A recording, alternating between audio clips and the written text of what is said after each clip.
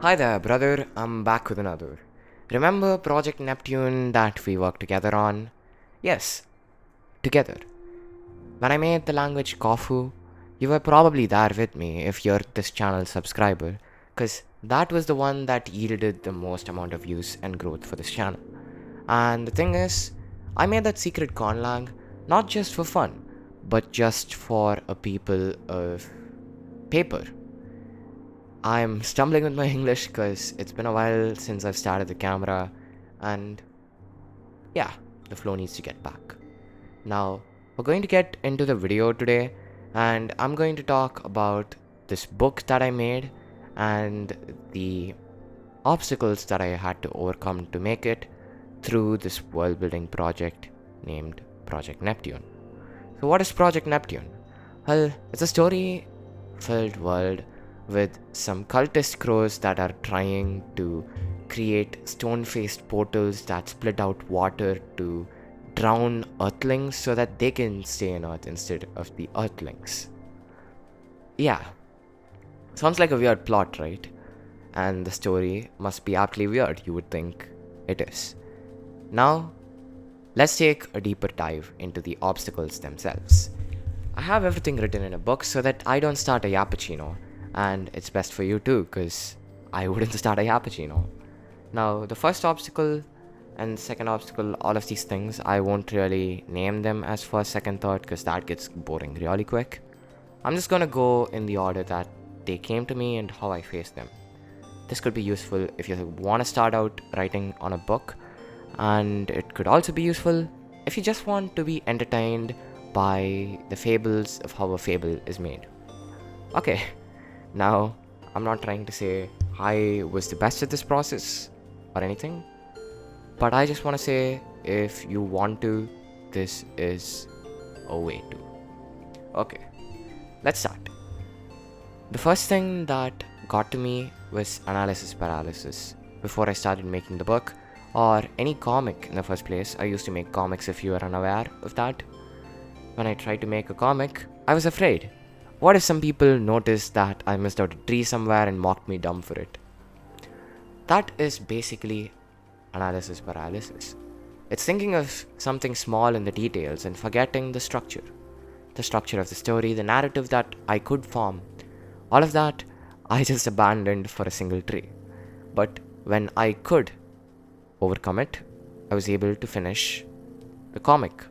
And I couldn't really post it on Kindle because they said you need dialogues for a comic to be a comic. And this was something like the recent movie, Flow. And I wanted to show how emotions could communicate things, and a storytelling method like Flow would work, I thought. But I'm not as good as the guy who made Flow, apparently, so it didn't work. And the Kindle team said no. And yeah, that was the story of that first comic. Now, we're going to move to the next problem that I faced. The next one is tied to analysis paralysis, but it's not so deeply rooted in it. The thing is self-doubt, and it's an other way of our brains to try to protect us from the possibility of what would happen if we gave it our all and still fricked it up. Now, that thought is something that goes into the subconscious in this state, and then it spews out other thoughts, which are like, hey, wait a minute, this is not right. Hey, wait a minute, that's not right. Hey, wait a minute, that's also not right. That inner critic is not really a bad guy, but he's a man of your own making, if I do say so myself. And yeah, that is self-doubt and an easier way to overcome it. Now, the more better thing to do to overcome self-doubt or over-analysis or analysis paralysis is to start looking more at the structure than the details. So, for want of a single tree, don't give up the forest, is what I'm trying to say. When you're trying to write a story, the structure of the story is a lot more important than the mahogany you wrote down there instead of the rosewood. Simple enough, isn't it? The next one was my writing in the micro felt really blank to read. So I found out why that is in a really simple manner, because I watched a lot of YouTubers in that time who are telling me what to do and what not to do. You have to test all of their hypotheses out because not all of them are right for everybody. But here's what was right for me and how I did it. When my writing was bleak and bland, I found out that I didn't really understand characters as well as I thought I did. I had to understand human beings a lot better, how they use small talk, where they go to deep talk, and how each person uses small talk and how each person uses deep talk. I had to understand personality and how it works, how different people are more confident than the others, how it shows up in a conversation, how there is a layer or a filter between the subconscious and the conscious, and what somebody says after they've thought something consciously. There is a gap between all of these places, and it's called subtext. That's for writing character dialogue, and that makes character dialogue more interesting. But now, you have another problem, and that other problem is that you can't really write good enough descriptions. So instead of saying the sun is warm, you have to learn to say the sun fell on the sea's salty particles and let them be. And it just took the no. Yeah. I've thought that out fully now. Let me redo that segment. The sun fell on the sea and took with it the water. It left the salt to be, and so there was salt on the ground instead of water. Now that sentence could describe the drought-like shine of the sun and how that translated into the story. Okay, that was simply it. Now that's how you make something more interesting, that's how you overcome overanalysis and self-doubt. The next thing is, how do I go about punctuations, grammar, syntax, and all of these things? Sentence flow. The first thing to do is to imagine before you write. You write a lot better when you think about a paragraph in coagulation than just a bunch of sentences and words alone. So before you write a paragraph, think about the essence of the paragraph in your mind. What's the subject? What's this character gonna do?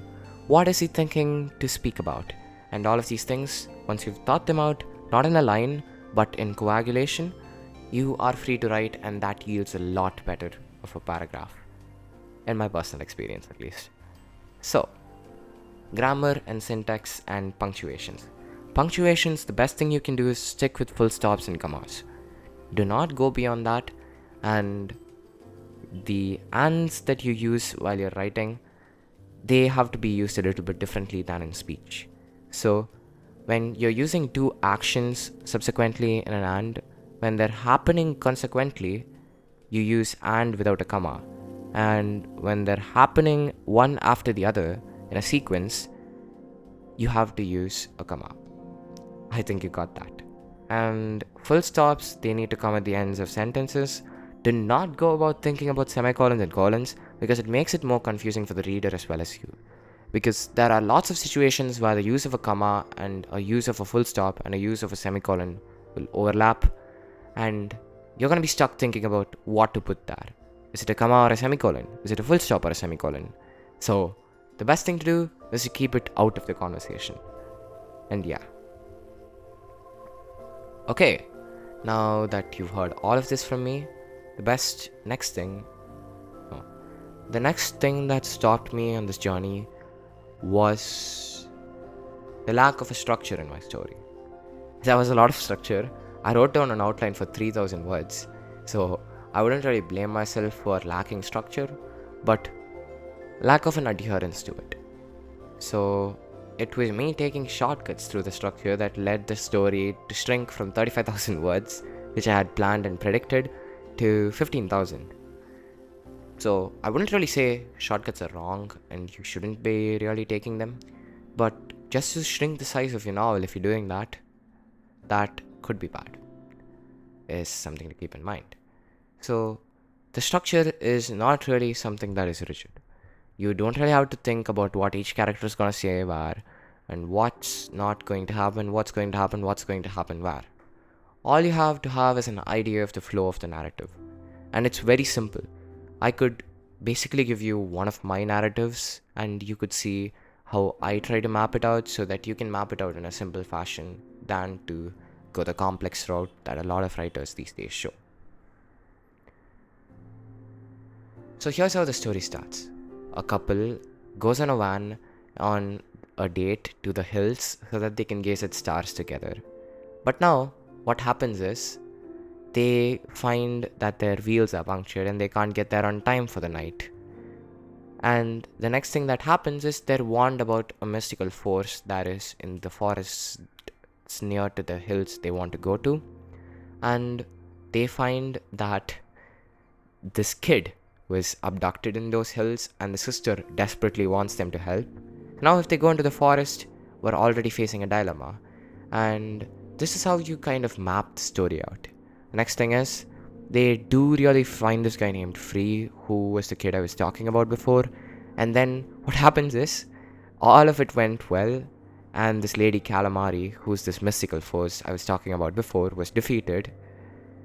Their dog, jumps on them in joy, and one of them falls into that lake, and they awaken a powerful probability controlling monster that is terrifying. And now they have to find a way to solve the puzzles inside and outside of that lake. The lake inside of it is like a mirror world. Now they have to solve puzzles inside and outside of the mirror world coherently with no ways to communicate from inside and out, except of getting outside and in, before this probability control monster sucks on the entire luck of Earth. So I guess that got deep very quick, right? Now, I don't really want any of you to steal this idea and start working on it, because I'm working on another project before getting on this. But you sort of get an idea of what narrative it is that I'm talking about, right? So it shouldn't really be complex. It just has to be this simple, so that you have a map and a route and a way to get to your goal, which is the end of the book. And yeah, that's quite literally it. My name is Monish. The channel's name's Monster. If you like this, a like to the channel and a subscription could be worth it if you've not subscribed yet. And if you want to read the book and are a past viewer as well, you're welcome to. I'm gonna link that in the description or the cards or in my bio. That's it. Bye. I'll see you in another video pretty soon.